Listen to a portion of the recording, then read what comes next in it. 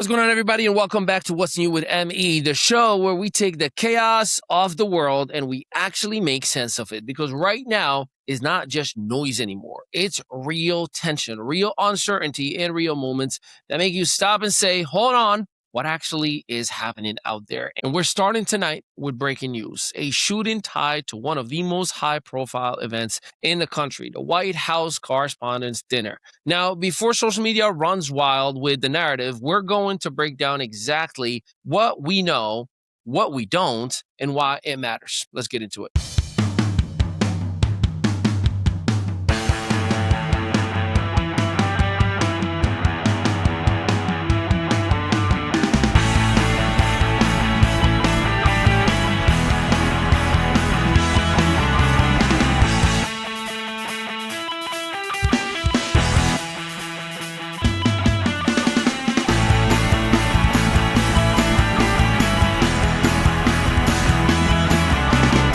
Segment one, something we never do. Breaking news. White House Correspondents Dinner shooting. So Saturday night, during the White House Correspondents Dinner in Washington, D.C., a gunman opened fire near the security perimeter of the event. Let's be precise here because details do matter. The shooting did not occur inside the ballroom itself. It happened near the entrance security checkpoint area at the Washington Hilton, but it was close enough to trigger immediate panic inside. How it unfolded? Well, the event was already underway. Packed room, president, lawmakers, media, celebrities, all in attendance. Then suddenly, gunshots. At first, confusion. Then reality hit.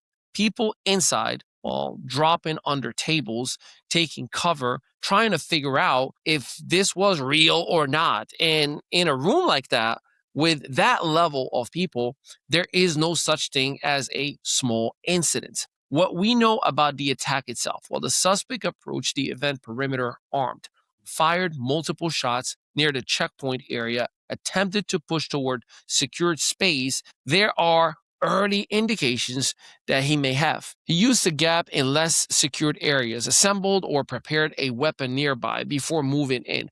That part is still under investigation. Now, security response, and this is where things shifted fast. Secret Service moved immediately. The president was secured and evacuated armed forces. Officers engaged the threat. The suspect was neutralized and taken into custody within minutes. Casualties? Well, here's the key points. No mass casualties reported.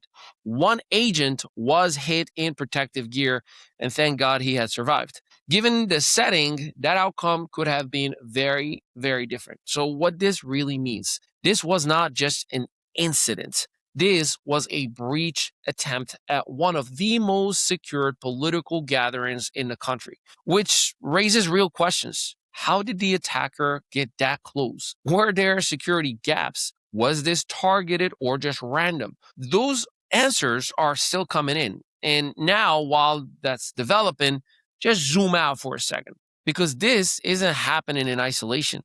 This is happening in a moment where the world already feels on edge. Segment 2. U.S.-Iran tensions. Not war, but not peace. So while we're dealing with domestic security concerns, globally tensions are still high between the U.S. and Iran.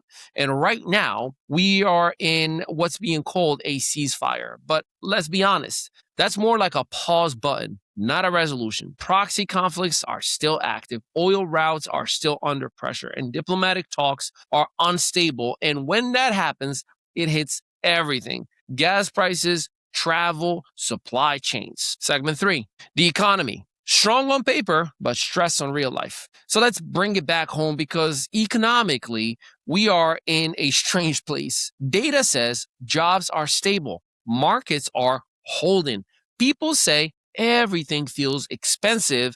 Something doesn't feel right. And that's true. And both can not only just be true because perception drives behavior and behavior drives the economy itself. Segment 4, the Fed, the real control center. The real decisions are being made quietly at the Federal Reserve, led by Jerome Powell, with potential shifts involving Kevin Warsh. And the question is simple. Do we fight inflation or do we stimulate growth? Because doing both at the same time, well, that's not how the systems work. Segment 5, global ripple effect. Everything is connected, by the way. Conflict overseas impacts oil. Oil impacts inflation. Inflation impacts policy. Policy impacts your daily life.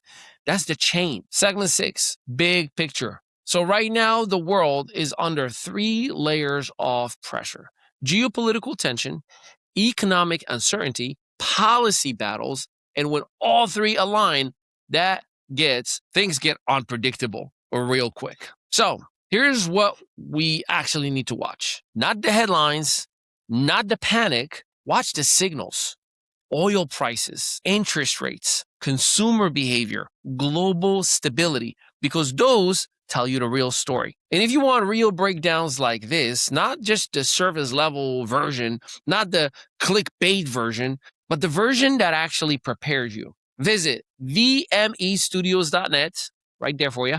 And we get you with everything that you need to know in intricate details. I'm Ali Mehdaoui. That's what's new with ME. Stay sharp, stay informed, and I'll see you in the next episode. Still marketing your business like it's the Yellow Pages era? Welcome to ME Studios, where local solopreneurs and small business owners catch up with the digital world and take over it. We help you go from invisible to undeniable. Featured on Spotify, iHeartRadio, Audible, Apple Podcasts, and Amazon Music. Plus, gain press exposure in over 100 to 300 major media outlets like Fox, ABC, CBS, NBC, and the CW. Right here in Eatontown, New Jersey, just steps away from the soon-to-be Netflix studios, our multi-unit facility is built for creators, entrepreneurs, and visionaries. Stop marketing like it's 1995. Start building your digital authority today with a team that gets it.